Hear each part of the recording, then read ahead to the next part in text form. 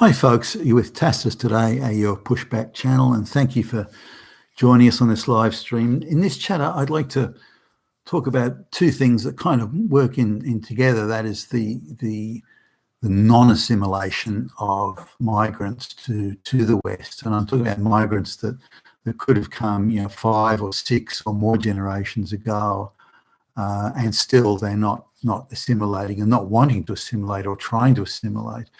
But if anyone questions that or asks about it, then everyone else is the racists, not them, even though they're the ones refusing to assimilate after all this time in the West, which proves again they're coming to the West for the money and the goodies and the freebies and the handouts, not for anything else.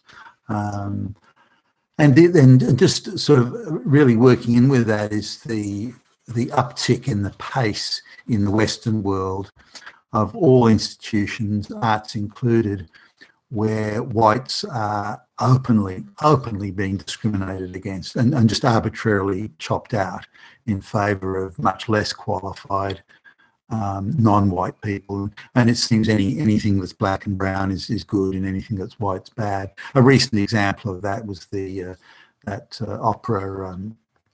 A bunch of musicians, and I took a note, and I can't find it in front of me here, but there some opera players and musicians in England, where the Arts Council, the British Arts Council, demanded that 50%, because I think they were all white or mostly white, that 50% of the players had to be non-white.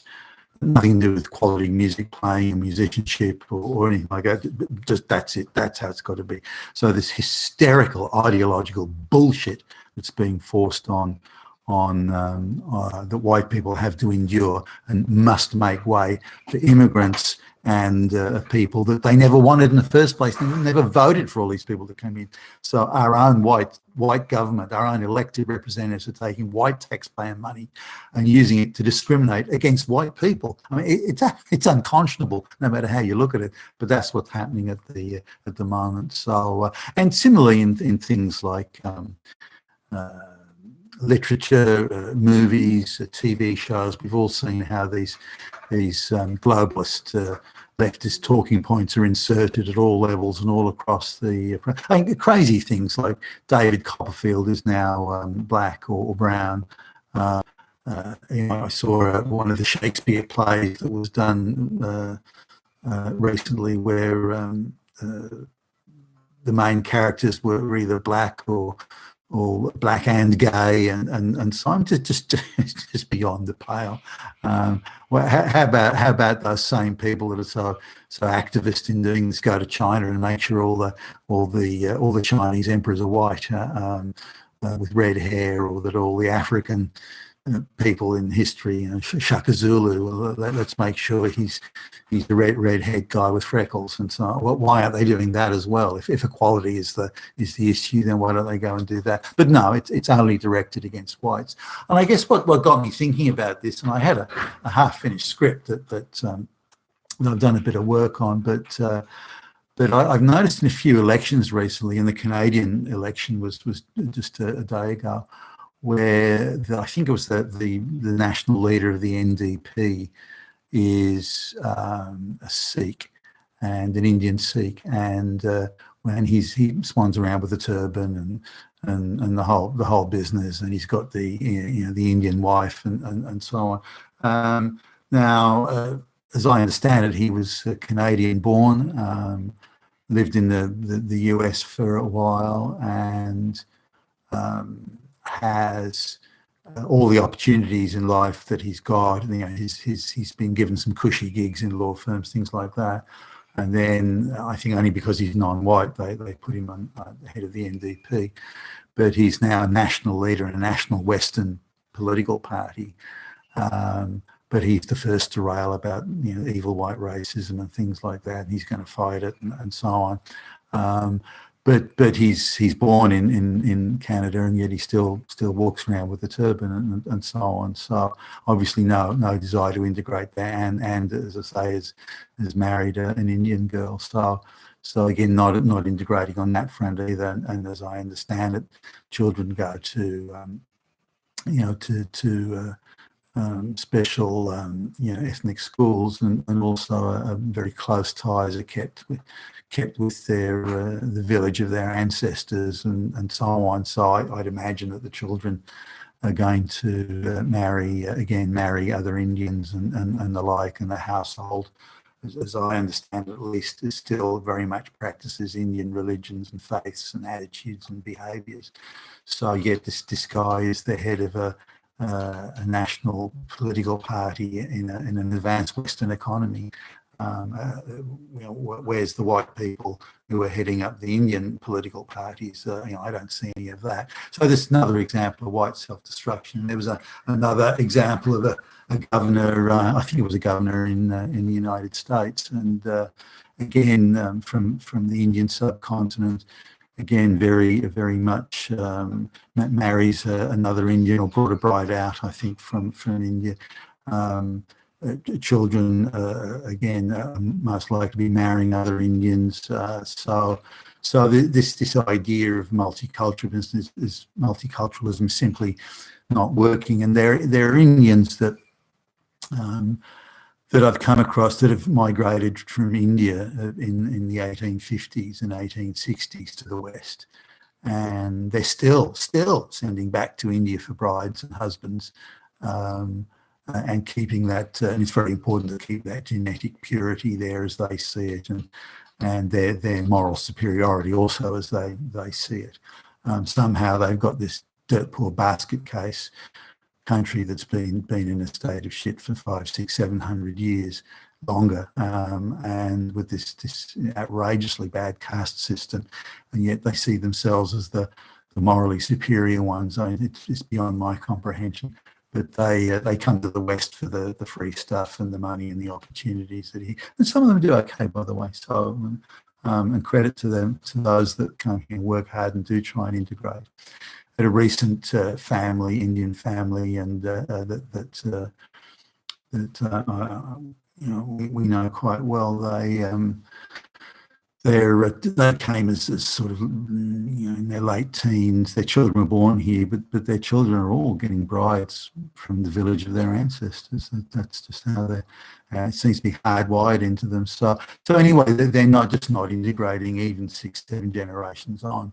Another thing that I saw recently was a black African guy in the United States who was wearing African national sort of dress, the type of stuff you'd see in Zaire or a Central African country, and he's wearing the hat and the whole business, and yeah, his ancestors came from West Africa, and they were abducted by Arab slavers and taken across to West Africa, and then were picked up there and taken to what was then the early United States. So his ancestors came to the United States in the mid 1700s somewhere, and he's been there 260 years or something like that. So what that's got to be 9, 10 generations, and he's walking around in African garb because that's his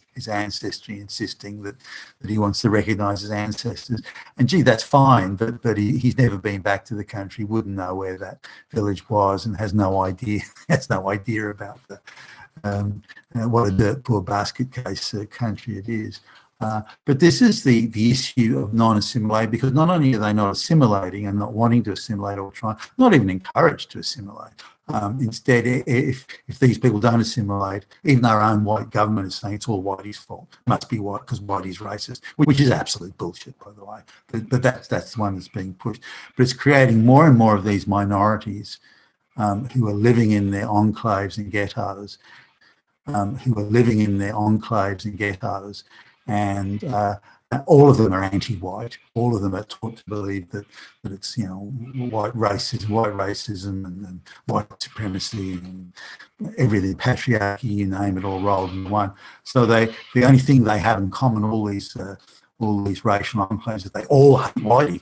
Now, I don't think that's going to end well somehow. They really no intention of integrating. Some of the Chinese girls, they'll take white boyfriends and so on, but when they get married, they they tend to prefer other Chinese. So the rate of integration, and I've mentioned in another video, is through marriage and so on. The rate of integration is around 2%, just slightly less than 2%. I think the amount of work to be done if governments want to change it. Maybe they're going to have to use tax system incentives or something. But because the enclaves are kept separate, then the behaviour is kept separate. You know, people behave very separately, differently in these enclaves, and the way to get people together and the intermarriage, all that sort of stuff, is so that they have shared values and shared behaviours, and that's something that no Western government is making an effort to address, and it needs to be addressed. The other thing that I wanted to touch on was the amount of movies and TV shows and so on where white people are being replaced. And I touched on that with, say, Shakespeare plays where white people are being replaced with, you know, black lesbians and that sort of stuff, which is viewed as some huge social step forward by the ideological radical fanatics. How they perceive it as such is quite beyond me. But I've noticed too, saying well-known authors like John Grisham novels as an example. And he's a very well-known author and has written many books, and many of them have been made into movies. I've noticed how often the lead characters, not just John Grisham novels, other novels too, are changed so that the lead character is turned into a black man or a black woman, or gay lesbian or something like that. They seem to want to take these stories and just socially re-engineer them. And the argument is, well, who cares? No, that's not the point. The original story was two white guys, and you change it to a black guy and a lesbian. Oh, well, why? I mean, goodness me, just leave it as successful. Oh, well, why? I mean, goodness me, just leave it as it is. If you want to create a fictitious off the original successful narrative, create your own narrative. But they don't do that because they know it wouldn't work. So they have to, like everything, they have to get into the white institutions and the confidence and the faith and the trust we have in those, and those are the ones that would watch it. So they kind of left it alone. They didn't hit it over their head with all the social justice garbage and bullshit. So but they found that it was quite a well-done show initially. It was well acted, well scripted, good quality production, good storyline. But they decided that too many young people were watching it, or younger people were watching it. So whammo, straight into it. Every episode then became about homosexuality, lesbianism, women's rights, radical feminism, racism, evil, wicked right patriarchies. Oh, it just went on and on and on. And it just hammered it. Every episode got hammered after that, once they realised that younger people or other people were watching it, or it was getting a bigger audience than they'd imagined it would. And this seems to be the pattern everywhere. Everything now is seen as a propaganda delivery system. So if there's even a remote chance of a certain franchise, whether it be Ghostbusters or Star Wars or anything at all, anything that looks like Doctor Who, anything that looks like it can deliver propaganda, then they'll climb into that in effect. They won't set up a separate thing and use that as the propaganda delivery vehicle. It has to be something you trust. They take something you trust, have faith in, believe in, something that has accrued value that was created, developed and accrued by white people, and that's what the globalists want to in effect deliver propaganda to us. And it's pretty pathetic in its way, because they know that they can't sell it. They know that they can't sell it if they go off and try to create a separate propaganda delivery system. They have to use the trust and confidence that's been built up when it was a genuine story and just a genuine tale to be told and genuine entertainment. And they can't leave that sort of stuff alone. So that's my take on things. You've been with Tassus today, your Pushback channel, and thank you for listening.